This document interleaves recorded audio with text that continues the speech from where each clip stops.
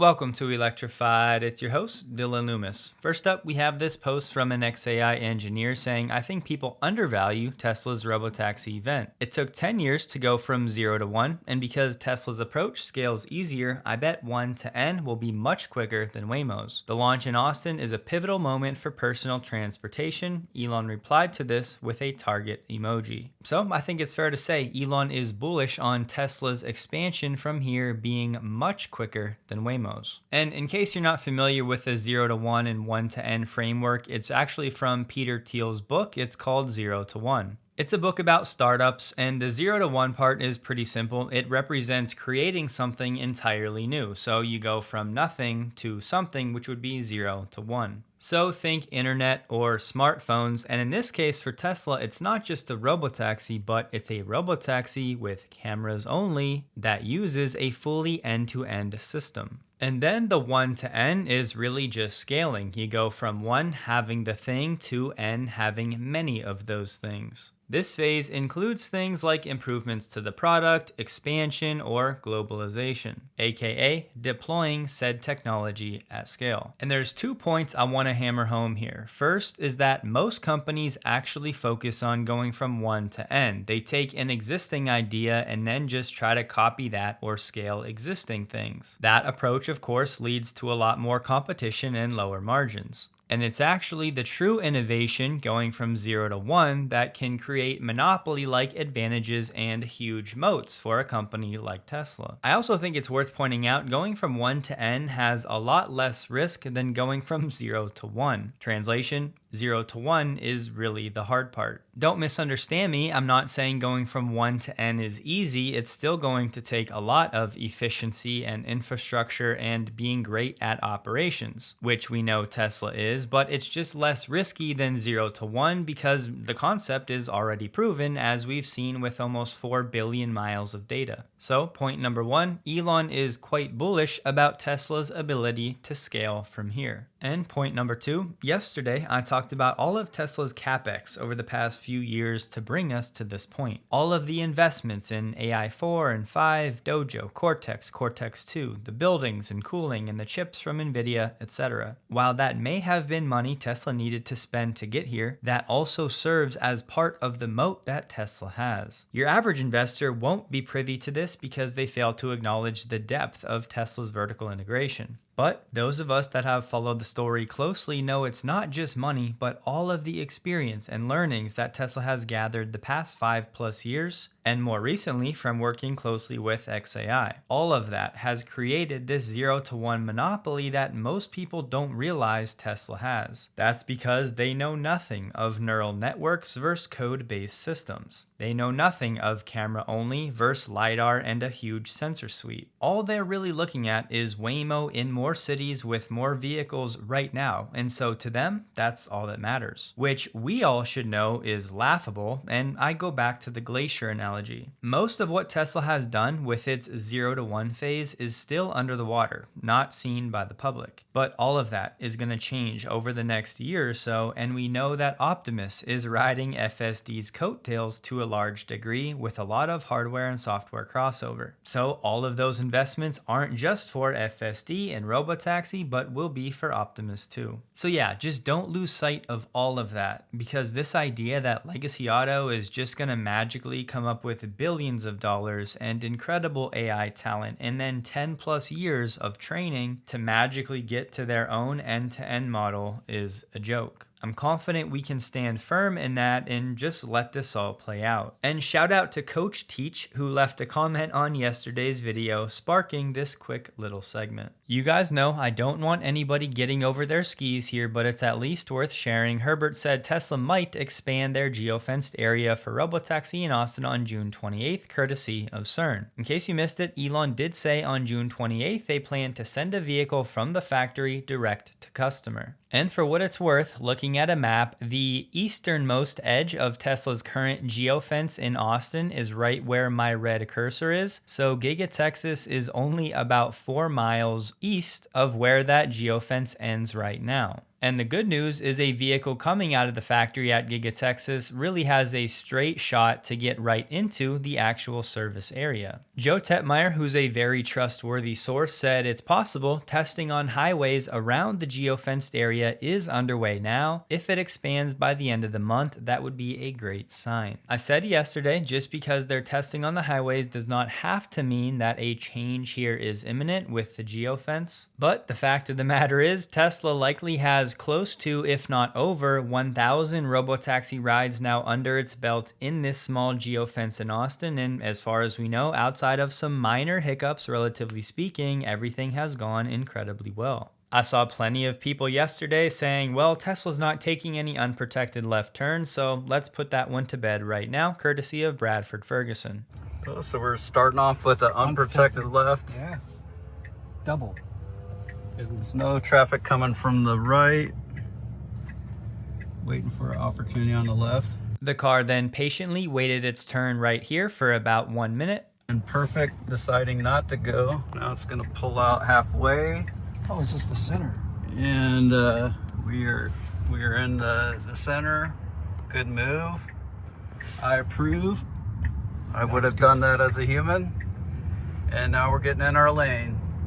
Perfect job. That's a fluke, you say? Well, how about one more from Dirty Tesla? Okay, so we're gonna use the middle lane, it looks like. So we can start getting out of here. Here we are. And have you got your music in here? And they let us in, yeah.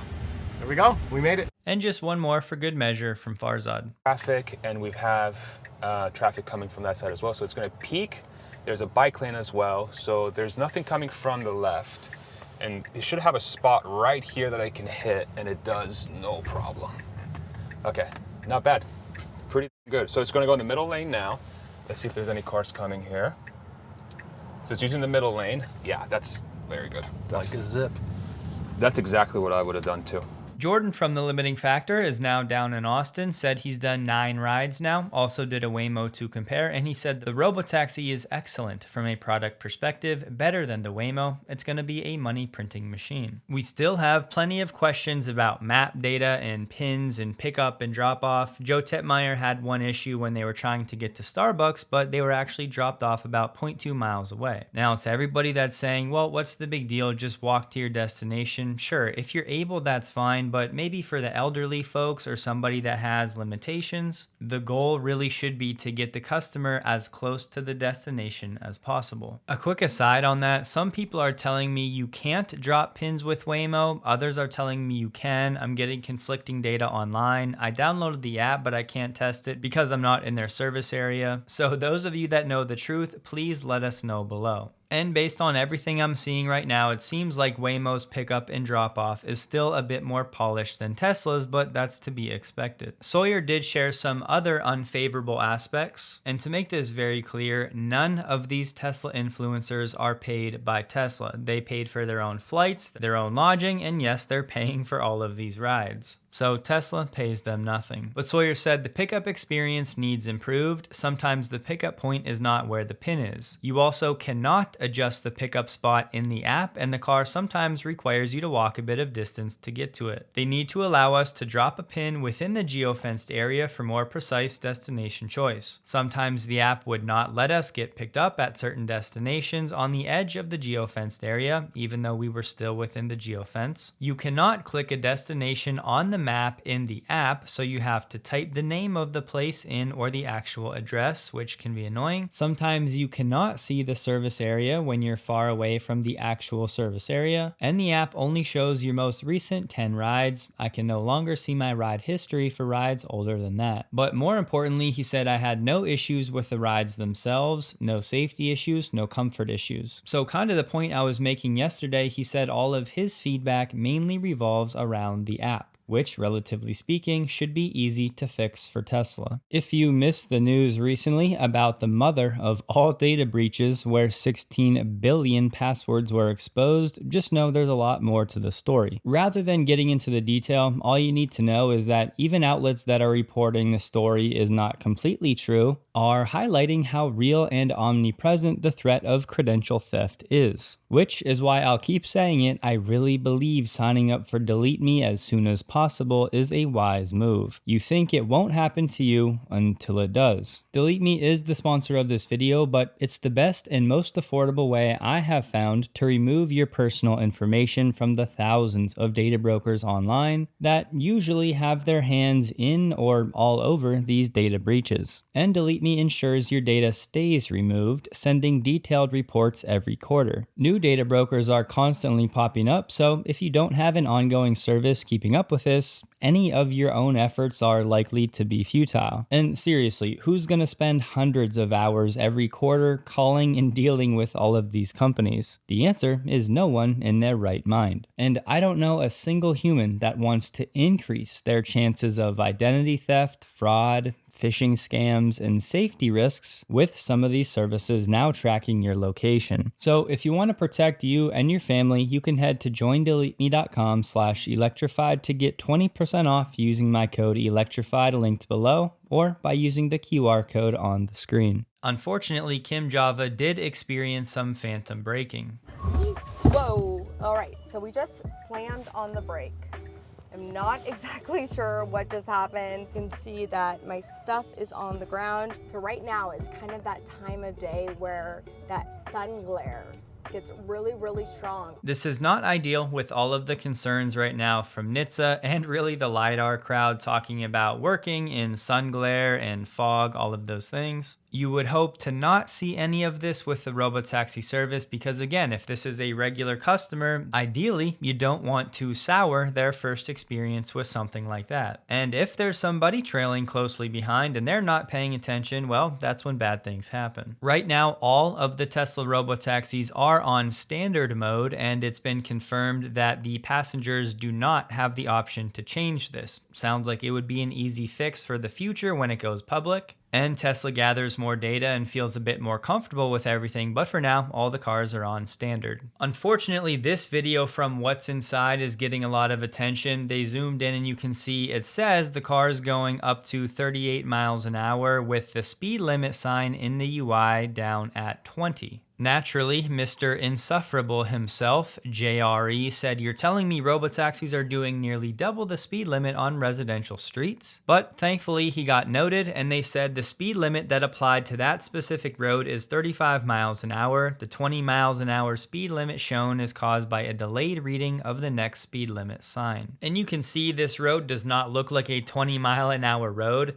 Tesla will try to read the speed limit signs with the cameras first, but sometimes they will rely on map data if for whatever reasons the cameras are occluded. So in this case, the car didn't actually do anything wrong, it's just the UI was showing the wrong speed limit. And Lincoln knew the area and he went ahead and shared these photos that actually prove that road is indeed 35 miles per hour. So what's going on with the UI? I don't know for sure, but all I do know is for this one, everybody can remain calm. And I have to say it, I mean, am I the only one that thinks Jerry Rig Everything is completely off the deep end? I will say I never watched his content regularly, but as of late, he just seems totally unhinged when it comes to Tesla. In case you can't pick up on it, yes, I'm trying to highlight all of the negatives right now because the sooner everybody can become aware of the weaknesses and the shortcomings, then the sooner Tesla can gather all of this feedback and fix the problems. No NDAs have been signed. It's not like we're doing anything shady to Tesla. They said they can take videos and photos of everything going on, and Tesla wants that feedback. Now, yes, legacy media is going to take it and spin it out of control, but it will all end up as short-term noise, as painful as it is. Plus, as somebody who's just a fan of this technology, I really want to understand it and see where Tesla's truly at. And it looks like this early drop-off feature, which is cool in theory, may not be ready for prime time. Here is Dirty Tesla's experience. And then you can just kind of hop out whenever it's safe, which is, I mean, what a great option. That's really good to see. Our team has identified an issue and is working to resolve it. Please exit safely. Thank you for riding in the Robotaxi. Should I actually get out? The car parked here. Yeah. Robotaxi support. How can I help you? Can you just please resume the ride? Copy that. Thank you.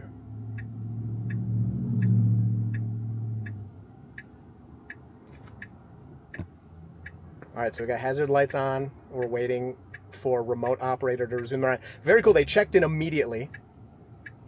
They said, what's going on? Resume the ride, and there it goes. All right. People were able to get around. No type of emergency. I feel slightly responsible for that, but it was an option presented to me, so, you know, I don't think I did anything wrong. We still have this press open door to exit safely. I'm not going to do that now. You can see on the screen up front that we have a destination that it's going to park at. We'll put a picture of that. So I'll just wait for it to get that destination and be in a parking lot. I'm not going to get out in the middle of the road. Again, to be clear, that's not the Robotaxi stalling out on its own. That's that feature that Chris tried, the end ride early, that still seems to be needing some attention. And despite all of these issues that I would define as minor right now, Elon is still confident on the way forward. Holmar shared a quick video of a Waymo vehicle, and Elon responded saying, "It will seem silly that people even thought all that hardware was ever needed." And yes, guys, obviously at this point, Elon and Ashok and the entire AI team know about sun glare and fog and all of these things, and they still think this is the best path forward. Dave Lee had a very interesting clip. That maneuver was perfect. It's just like what a human would do. No hesitation, no jerkiness. And here is my drop-off spot.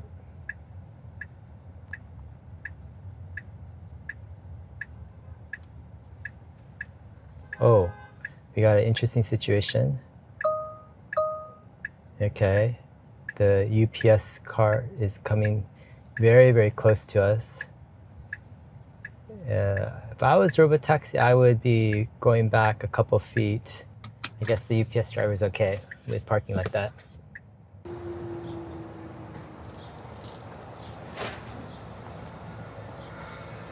So this would technically be a disengagement because you saw the safety monitor hit the stop in lane button on the screen. And the $1 million question, what would have happened if the safety monitor wasn't there and that scene just played out? In that post, Dave said, "The more I take Tesla's Robotaxi, the more I think it's smoother and better than Waymo. And the more I take Waymo, the more I get pessimistic about Uber's long-term future." One thing I was wondering about is the latency in the mobile app and how smooth and snappy everything is, and today we're getting some updates on that. Joe Tetmeyer said through the app you can initiate everything, including starting the drive right from the app, so you don't have to use the touchscreen. It may not sound like a big deal, but I know plenty of people that have older Teslas that don't have a rear touchscreen, and they're thinking, well, maybe I want to keep this car and put it on the network when that's an option, so am I not going to be able to do that? To that, I would say, look, when it comes to the hardware in your vehicle, that might be the limitation, but that rear screen is likely not going to be a limitation not having it. And Jordan from The Limiting Factor commented on the same thing, saying slick and snappy Robotaxi app. Say that 10 times fast. So here we are, gonna rate my last ride and hit submit. And one thing I've noticed is just how fast the interface is. Yeah, it is very fast. So this one's 3 miles. In-N-Out Burger. Okay.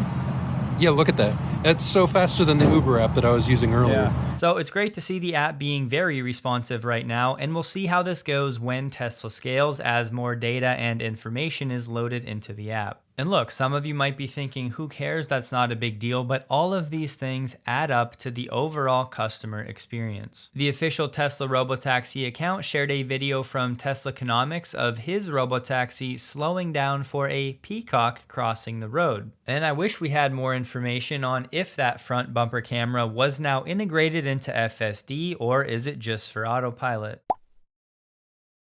Either way, job well done in this case. Dave Lee said hailing a Robotaxi is so much faster than hailing an Uber. No need to wait for driver to approve. You get a ride almost instantly. And one of the most fun things to watch is going to be Tesla pulling all of these different levers because they can choose how many people to invite and how many cars are on the network at any given time. And of course, once you get invited, Tesla's not going to revoke that unless you break the terms of service. But I'm just talking about how Tesla plans to scale all of this. After 10 rides, Farzad said there can still be some optimization with pickup and drop-off locations, but overall the driving performance was truly excellent. More comfortable, controlled, and safe than 95% of Uber drivers. And to round out Sawyer's entire point here, he did say despite those shortcomings in the app experience is still legitimately great. The way the app and the car talk to one another is really nice. You can control a lot right from your phone, including temperature and music. And I know it's minor, but people would rather control things from their phone than leaning forward and trying to find something on that small screen. Back to Sawyer, a few small features they need to add to the app to make it even better, but it's a great beta, clean design. And we don't need to get ahead of ourselves here, but it's just a fact Tesla would likely have a fairly easy path to removing the steering wheel and pedals from the Model Y. So once the safety monitors are gone, Tesla would be able to transport 4 or 5 people at the same time, and you completely remove any risks of customers doing something stupid interfering with the wheel or the pedals. Now, will they do this with Cybercab coming out next year? I have no idea, but it's certainly an option. And that's part of the point we've been driving home. Because Tesla is so vertically integrated, they just have way more flexibility than anyone else. I know some had questions. What happens if you open a door during a ride? Bradford and Jordan were in a ride together. They did ask the safety monitor, but they did not get an answer. So I inquired, did they try to open the door anyway? Of course, while it was safe at a stop. And Jordan said no, they didn't try it. They were told not to, and rightfully so, I had to call them out. I have been curious to see what happens if somebody forgets something in their Robotaxi, how easy or hard it's going to be to get it back, and Joe Tetmeyer tested that system. If you happen to forget an item in the vehicle, there's a way through the app to report that, either reporting that you lost it, or if you find an item in the vehicle, you can use the app as well to report that to Tesla. So for the test today, I have this super secret DVD, and we'll see what happens now. And I did ask Joe if he got his CD back yet, to which he said not yet, but it was indeed found. As a reminder, Tesla's Robotaxi with FSD does not need internet and does not even need a cellular connection to operate. However, to be fair, Waymo's core operations also work with no internet or cellular. Now look, yes, I am eager to hear some feedback from people that are not necessarily Tesla fans, so in the next few weeks we'll start to get that, I would assume. But just sharing what we have for now, Guy took several back-to-back rides in a Tesla and then a Waymo, and he said the Robotaxi is noticeably smoother, faster, and far more enjoyable than the Waymo. It anticipated sharp turns well before Waymo did, and the overall ride felt confident and refined. In contrast, our Waymo ride had multiple hard braking moments. In the Tesla Robotaxi app, you can currently type in any address in the geofence area. I saw some people were thinking it was only pre-populated options you get to choose from, but that's not the case. You can type in any address. And as Joe pointed out, let's say you do have a bit of walking to do to find your vehicle. In the app, there's a feature where it turns into a walking map. So you can see your current status and the direction you're walking, and you can see the pin of where the vehicle is. JC did say Waymo actually caused a fender bender in front of Terry Black's the other night. And I don't see Dan O'Dowd or Jerry Rig Everything up in arms about that. Zach shared a video of his Robotaxi handling a construction zone with ease. As you'll see, the Robotaxi does have a lead car here coming in from the right, so I think that helps a little bit, but it still handled the situation flawlessly. Pretty tight turn.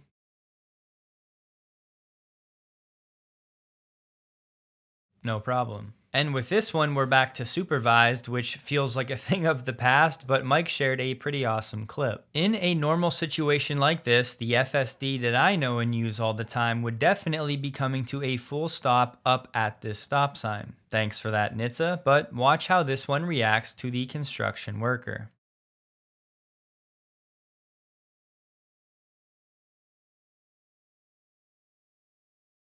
Now look, I get it. How would FSD have handled this situation without a lead car? And is FSD recognizing these hand signals in some way? We don't know for sure. But rather than get stuck at the stop sign right here, it just continued through as it should. And with all of this excitement around Robotaxi, I think people are forgetting we're down to only 6 days to hear about these more affordable models. So that's another big dopamine hit we're supposed to have right around the corner. On that note, you can go to tesla.com/robotaxi and sign up for their service so you're notified when it comes to your area. All I know is if I was in Austin, I would be filling out this form as soon as possible. Tesla shared a pretty sweet hype video for autonomy. If you don't want to watch it, it's 2 minutes long. I put a timestamp in just for this one. Feel free to skip ahead, but here you go. What will the future look like? 5 years from now, autonomous Tesla. What will the future look like? 5 years from now, autonomous Teslas will be everywhere. The future is autonomous. The solution that we have for full self-driving is AI and vision. The way that the road system is designed is for intelligence, biological neural net, and eyes. Not designed for shooting lasers out of your eyes. So do you believe the camera or do you believe the LiDAR? So vision is the way to go. There's no expensive equipment needed. The Model 3 and Model Y and S and X that we make today will be capable of full autonomy unsupervised. With each release, you'll see there's a big improvement. It's headed towards unsupervised full self-driving at an exponential pace. As always, we care a lot about safety. It's not that Tesla full self-driving will be equal to humans in safety. It will naturally be, like you said, 10, 20, 30 times safer than a human. We actually have the cars driving from end of line to park themselves. And I'm confident also that the first Model Y will drive itself all the way to the customer. So our autonomous future is here.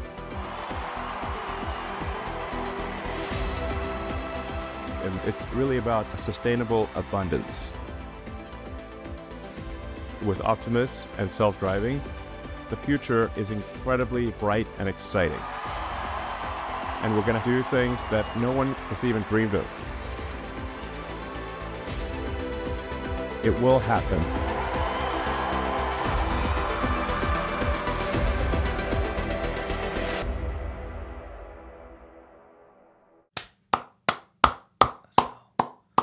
Let's go. Now, there are a few other non-Robotaxi things to cover quickly, but I'm not going to lie, it really doesn't feel right to talk about anything other than the Robotaxi launch right now. But here you go. The weekly Tesla China number came in 13,800 compared to the same week in Q1, that was 17,400. So quarter over quarter, Tesla China down 5.8%. Compared to Q2 last year, Tesla China down 17.2%, and year to date, Tesla China down 7.3%. French authorities are now asking Tesla to stop deceptive commercial practices. These alleged deceptive practices do have to do with FSD and the availability of certain options and vehicle trade-in offers. There were some other minor things like delays in refunding canceled orders, a lack of info on the location of deliveries, and incomplete sales contracts. Tesla was given 4 months to comply with these regulations or face a fine of $58,000 per day. Sounds like Tesla will just have to change up some marketing phraseology and clean a few things up, and this is no big deal. Starting today, people in Atlanta can call a Waymo through the Uber network. At launch, riders will be able to travel across 65 square miles of Atlanta. And they did give us a number right here. They said in Austin, where Waymo rides are exclusively available on Uber, there are now 100 Waymo vehicles on the platform. And that number is growing as the fleet scales across both Austin and Atlanta. I did see a lot of people asking why Waymo is partnered with Uber, and the simple answer is Uber already has millions of users. So it's just a lot easier and faster and cheaper to get plugged into a market that already exists. But it sounds like you're still not guaranteed to get a Waymo. All you can do is set your preferences to have Waymo on, and then it's luck of the draw whether you get a Waymo or not when you request the ride through Uber. Finally, Ford gave an update on its new LFP battery plant in Michigan, and they said we remain on track to start production of these batteries next year. But listen to this, they said it's a historic step, an American automotive company making without relying on a foreign joint venture LFP battery cells and battery packs domestically with American workers. Now, yes, this is definitely a semantics game. I'm sure this is technically true, but it's a fact that Ford has licensed CATL's LFP technology to make these batteries. So this wording makes it sound like Ford is doing this all in-house like Tesla's doing with 4680s, which is completely bogus. But hey, that aside, I love to see American-made LFP cells from anyone. This was a pretty interesting stat that Elon shared. It was from Bloomberg NEF. Annual electric vehicle sales in China have now surpassed the total vehicle sales in the US. This does include passenger and commercial vehicles and buses. So China's EV market is now bigger than the entirety of the US auto market. Tesla stock closed the day down 2.35%, while the NDX was up 1.53%. You guys know I hate trying to pinpoint any one-day move on any one thing, but all I'll say is after a day where you're up 8%, giving back some of those gains and taking a breather, rebalancing is usually to be expected. The volume was 2% below the average. I'd also point out that Uber was up 7.5% today and Lyft was up over 6%. Obviously Uber on the news with Waymo in Atlanta, but it's just ironic with the timing of the Robotaxi launch. Gotta love the market. Don't forget, check out Delete Me linked below for those interested. I really do think it'll give you a great peace of mind when you really know what's going on in the world today. Hope you guys have a wonderful day. Please like the video. If you did, you can find me on X linked below. And a huge thank you to all of my Patreon supporters.